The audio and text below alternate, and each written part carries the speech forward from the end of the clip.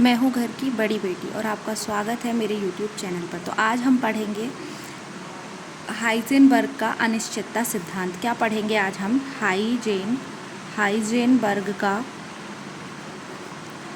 अनिश्चितता सिद्धांत।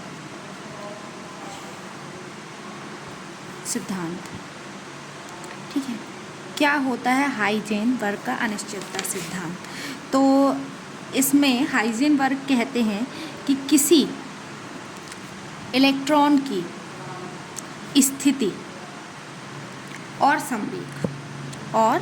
संवेग का एक साथ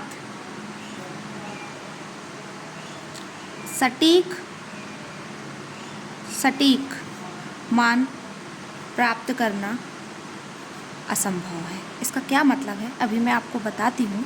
पहले मैं ये बताऊँगी आपको कि हाइजेनबर्ग यहाँ तक पहुँचे कैसे।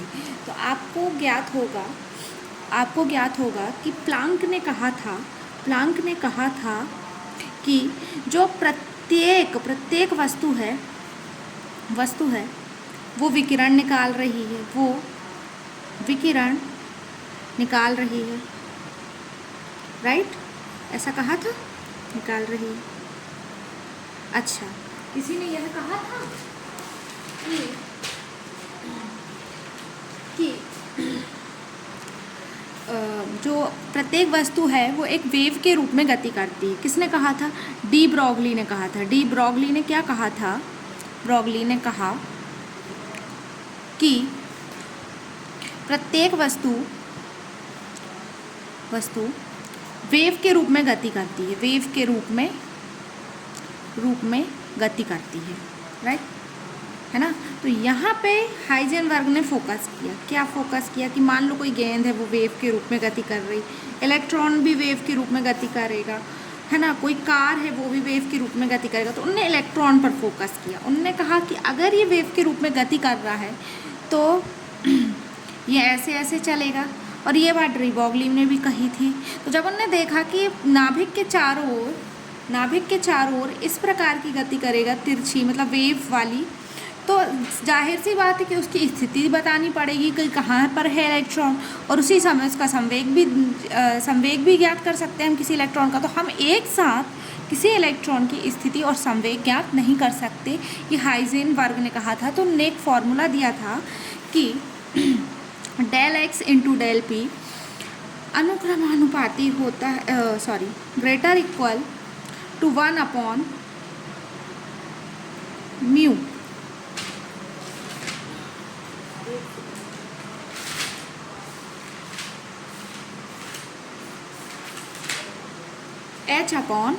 h/4x। उन्होंने कहा था कि h/4x, उन्होंने ऐसा कहा था h/4x। तो जब उन्होंने ऐसा कहा तो इसको अपन ऐसा लिख सकते हैं, del x del p is equal to h/4x। हमने ये ग्रेटर का साइन नहीं लिया, सिर्फ हमने ग्रेटर का साइन ना लेकर सिर्फ इक्वल का साइन लिया।